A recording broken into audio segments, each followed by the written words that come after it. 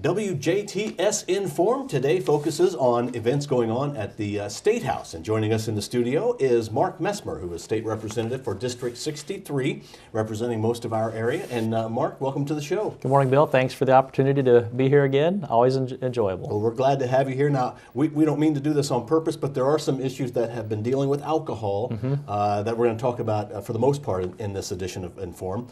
First of all, the bill that's probably getting the most attention, however, we're not sure how well it'll go through, and that is sale of alcohol on Sundays. Right. It's a pretty complicated situation. Yeah, I guess it's been portrayed through the media campaign that the large retailers have put out there that it's should be a simple thing of customer convenience. You know, what I enjoy the convenience when I'm at the store on Sunday, which we all end up going to the store to pick up odds and ends. What I enjoy the convenience of being able to, put a case of beer or a bottle of wine while I'm there.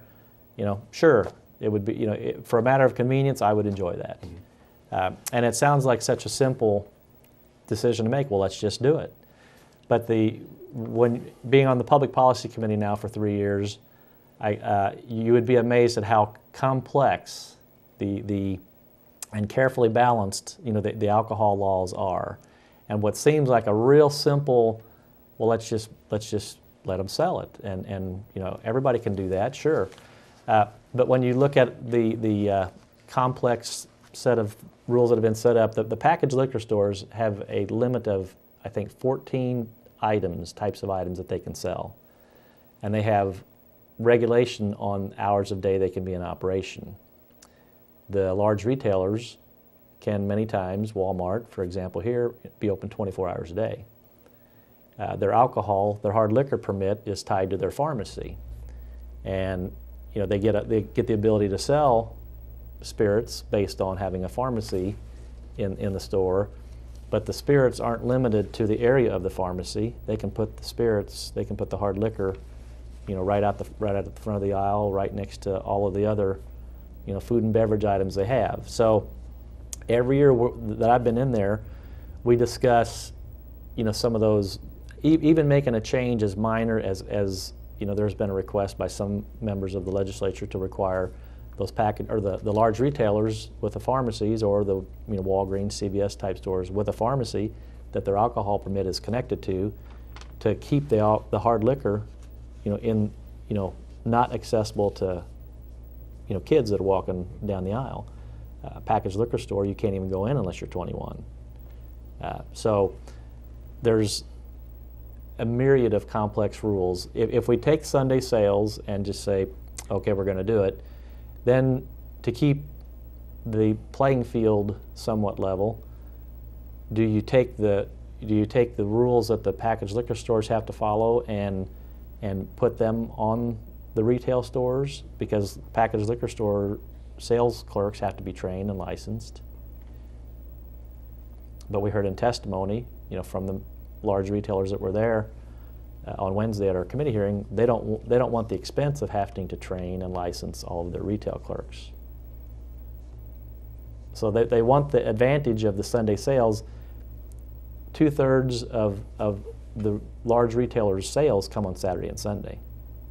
So their request for being able to sell alcohol on Sunday, which is Saturday and Sunday are both about equal volume days for them, gives them access to sell a product with no extra overhead, give them larger sales, on the day of their, on their largest sales day of the week. So it's a logical request for them to want to do it. But along with that, they can then they would be able to sell the hard liquor without the pharmacy being open, without the same hours of operation that the packaged liquor store has to follow.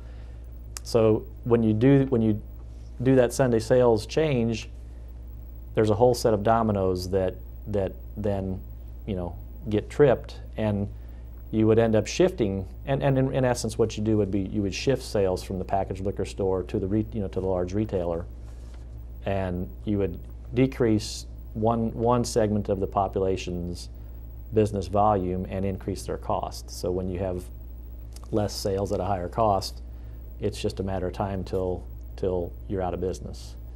Isn't one of the thoughts, though, that there would be more income coming in for the state? But Well, I guess not, because it just shifts it? There's really been no net. I mean, the percentages would be very small, if any. As far as increased sales, there's been no evidence that it would have a net, a net increase in sales to the state. And if there was, it would be, it'd be, fractionally so small, it would be a shift of sales, but it wouldn't necessarily be that much of an increase in sales.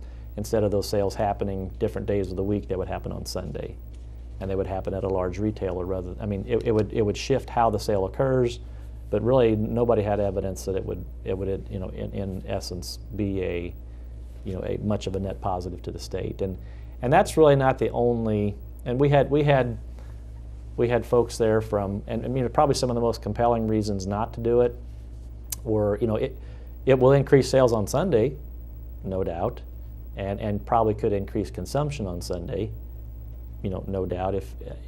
But I guess some of the most compelling reasons were brought to us by, we had a minister from an inner city area, and he said, the effects of alcohol and increased use of alcohol and increased sales of alcohol, nobody factors in the human element and the potential negative impact, that would have on his community. And I've polled this issue 2 years in a row. It's come out slightly more opposed than in favor. I don't know that anybody's really individuals have pushed for that issue as much as the large retailers have. So there's just such a complex set of rules that are in place that if you take one away, if you take the Sunday sale limitation away, don't change the hours of operation for the package stores, don't change their product they can sell, don't require the stores that sell it to follow the same training rules, don't require them to follow the operational hours, or require their pharmacy to be open, that their alcohol permit is tied to, require their pharmacy to be open anytime they want to sell alcohol. Well, they can't afford that. So it sounds like a simple thing, but there's a very large, complex, set of rules that if you can't really change one without changing a lot of them. And we really don't. We're not prohibited from carry-out sales on Sunday. That's a misnomer that's put out there by the advocates. Farm wineries can have unlimited carry-out sales of the wines at their farm wineries on Sunday, because their largest day of tourism, of people coming to visit their wineries, are Saturday and Sunday, and probably mostly on Sunday. So we've allowed them to sell on Sundays. Microbreweries can sell carry-out. I think they've got a 4 to 5 gallon limit on what you can do carry-out out of a microbrewery.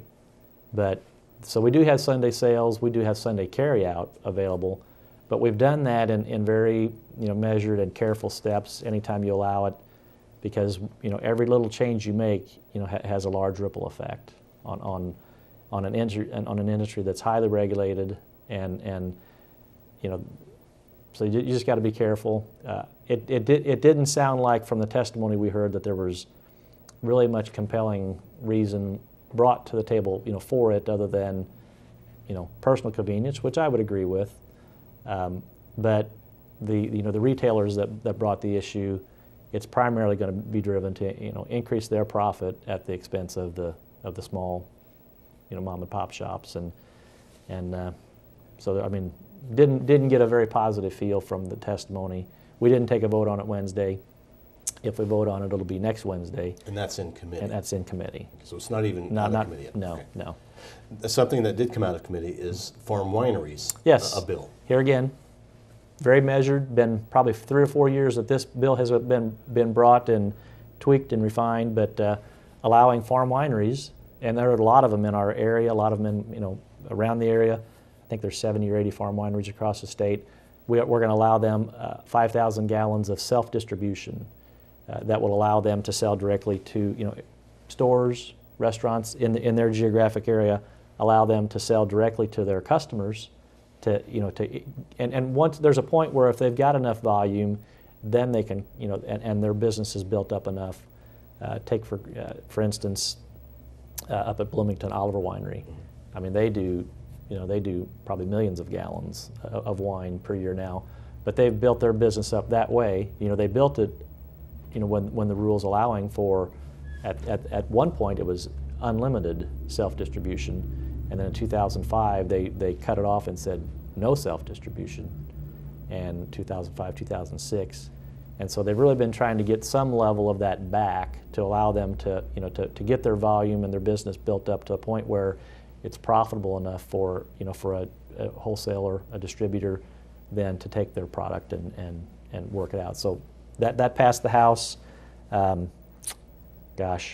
passed the committee, 12-1 on Wednesday. Yes. And it'll go to the full House next week. And I would expect it to go pretty smoothly.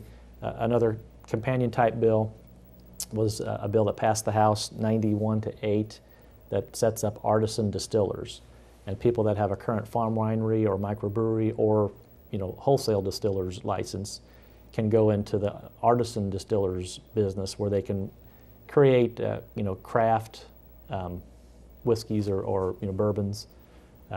It's a long process of getting that type of product to market, but that passed out of the House 91-8 and will go to the Senate. And I would expect it to get, probably a pretty smooth transition there as well. Okay, and something that is on a fast track right now that came out of the Senate is now in the House. Yep. First of all, and that's Bill... Senate Bill 319, 319. 319, okay. What does it mean? First of all, what is the bill, and then what does it mean to be on the fast track, and why is it on a fast track? Okay.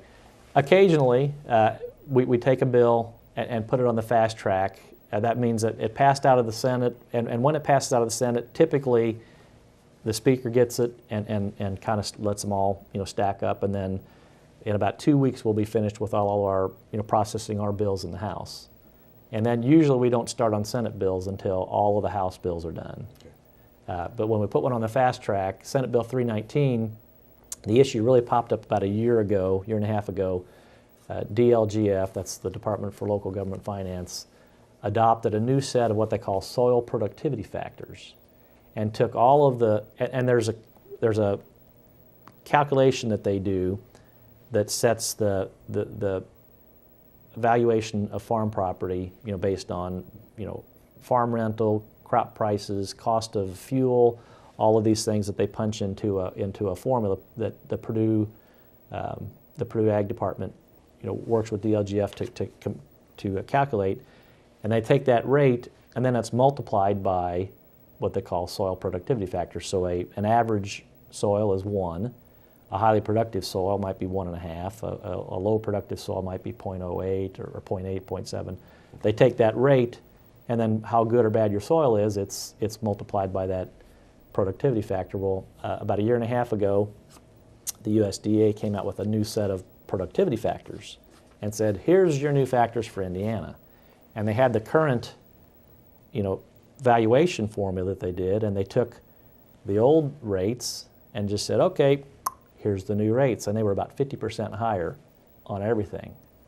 And so now all of a sudden you had the potential last year for farmers to see, huge hundreds of dollars per acre increase in their property tax assessment, because their farm property is not assessed on market values. It's priced, it's set up on that formula times the productivity rate. So last year we put a temporary halt on adopting those new productivity factors. Senate Bill 319 will extend that locking in our current rates, till 2015, and then it's going to require DLGF and Purdue to bring in a new, a new formula, to the Budget Committee in the fall. This fall, they've got time, to prepare a new set of evaluations. If they want to adopt the new productivity factors, that's fine, but they need to go back and adjust the old formula to make sure you drop in the new rates, that there's no net change. If they say, well, the valuations, the productivity factors really should be, this new set of criteria, that's fine, but let's back out the old formula, drop in the new rates, get them on an equal par, and then move forward. And so essentially this will, for this year, if everything passes like it should, and it's on the fast track and probably will hold property tax for agribusiness people right where it is. Right where it is. Instead of going up to the new soil levels. Yes. Okay. Yeah, it passed the Senate 48-0. It'll be heard in Ways and Means Committee on Monday. I'm sure it'll be heard and pass out of Ways and Means, on Monday. We could have it to the floor on Thursday for amending, and then the following week, for final passage on probably Monday. And we'll get it out. We need to get it done quickly so that the local assessors, have the right numbers when they send bills out. We've got to make sure they've got their information early enough so they don't get delayed in processing property tax statements. So this may be the first bill that goes through the legislature. I'd say a week from now, 2 weeks from now, it'll for sure be done in 2 weeks. Okay, Mark, thank you very much for You're coming welcome. in. There's always so much to talk about. We don't ever get everything in. However, we do want to remind people that the Jasper Chamber will have a legislative breakfast in February 16th, I think it is. Mm-hmm. That's a Saturday at Vincennes University Jasper campus, and that's an opportunity to hear the representatives and the senators from our area to discuss different issues like this. We have a little longer time. We can Go a little more into detail. Yeah, a little more detail, and let people ask questions, which is nice too. Mark, thank you very much for coming in. You're Our welcome. guest has been State Representative Mark Messmer of District 63. This is WJTS InForm. We are local people watching local people.